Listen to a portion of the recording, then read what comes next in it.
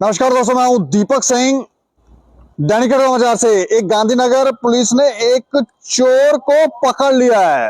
एक ज्वेलरी की दुकान पर, सुनहरे की दुकान पर चोरी हुई थी और उस चोरी के मामले में जिस शख्स ने चोरी की थी वो चोर जो है वो पकड़ लिया। आपने देखा होगा कि कई जगहों पर आजकल चोरियां होती हैं। कभी मंदिरों में चोरी कर रहे हैं, कभी लोगों के घरों में घुसकर चोर चोरी कर रहे हैं, ज्वेलरी की दुकानों में घुस के चोरी कर रहे हैं और ऐसे अनेकों मामले इस समय जम्मू के अंदर देखने को मिल रहे हैं।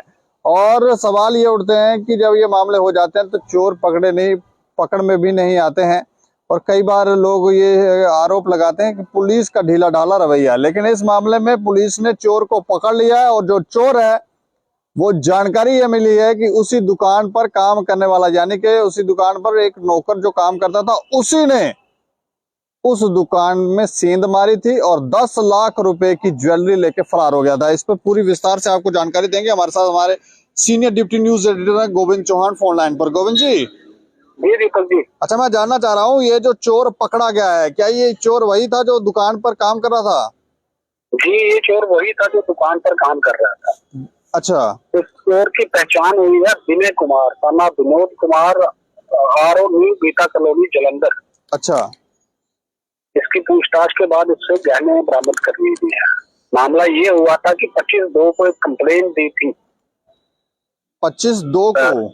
हाँ, 25/2 को एक कंप्लेन आई थी पुलिस के पास, जिसमें ताला ज्वेलर प्रकाश मार्केट गांधीनगर के ओनर की तरफ से कंप्लेन दी गई थी। उन्होंने बताया था कि उनकी दुकान से गहने चोरी हुए। हाँ हाँ। इसी शिकायत पर पुलिस ने एफआईआर नंबर 44 में मामला दर्ज कर लिया था। जी। उन्होंने शक भी जताया था इस मामले में कि किस पे हमें शक है। इसके अलावा पुलिस ने सीसीटीवी को खंगाला। अच्छा। और फाइनली पुलिस ने विनय कुमार को अरेस्ट कर लिया, जो कि उसी दुकान का मुलाजिम था। अच्छा, कितने कितने रुपए के गहने लेकर फरार हो गया था? ये फरार हो गया था कि मतलब वहीं पे था और दिखा रहा था कि हाँ, ये भी साथ में ही वहाँ इंक्वायर कर रहा था कि चोरी हो गई है? देखिए, चोर गहने लेके गायब किए। इसमें गहने थे 12 तोले, जो कि 9 लाख रुपए के। अच्छा। इस चोर ने आगे क्या किया कि इन गहनों को पंजाब में ही एक कंपनी को, जैसे मुथूट फाइनेंस कंपनी जलंधर में, इसने गिरवी रख दिया। अच्छा। और सूदी पैसे दे दिए। पूछताछ के दौरान उसने माना सारा। जब कबूलनामा हुआ तो उसके बाद पुलिस ने गहनों को भी बरामद कर लिया है। अच्छा। तो अब मामले की आगे तफ्तीशात चल रही हैं, उसके बाद ही पता चलेगा कि कैसे क्या किया था इसने। लेकिन चोर जो था वो दुकान का कर्मचारी ही था। नहीं, मतलब मैं ये जानना चाह रहा हूँ और शायद हमारे जो लोग हमें सुन रहे हैं वो भी ये जानना चाहते हैं, चोर फरार हो गया था कि वहीं पर था उसी दुकान पे? देखिए, उनको शक था। चोर फरार हो गया था, उसके बाद फिर वापस आ गया था। जैसे छुट्टी जाते हैं हम, हाँ हाँ। तो छुट्टी चला गया था, उसके बाद फिर वापस आ गया था। अच्छा, मतलब छुट्टी लेकर गया और बीच में उससे छुट्टी के दौरान चोरी की और फिर छुट्टी जब खत्म हुई तो फिर वापस आ गया? वापस आ गया ताकि किसी को शक ना हो। बाकी आगे भी पूछताछ की जा रही है, तो पुलिस ने उसको गिरफ्तार कर लिया है।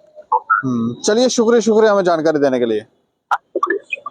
तो ये देखें कितने शातिर चोर था ये, और दुकान पर ही काम करता था। और कई हो सकता है जो चोर है वो जानबूझ के किसी दुकान पर काम करना शुरू कर दें और फिर जो पूरा अंदर से रेकी कर लें। कई बार हमने भी कहा, जब हम खबर करते हैं, स्पॉट पर जाते हैं तो देखते हैं तो ऐसा लगता है कि कोई जानकार व्यक्ति ही था जो यहाँ पर सेंध मार के गया है। उसे कैसे पता है कि कौन सी चीज जो है वो कहाँ पर पड़ी हुई है।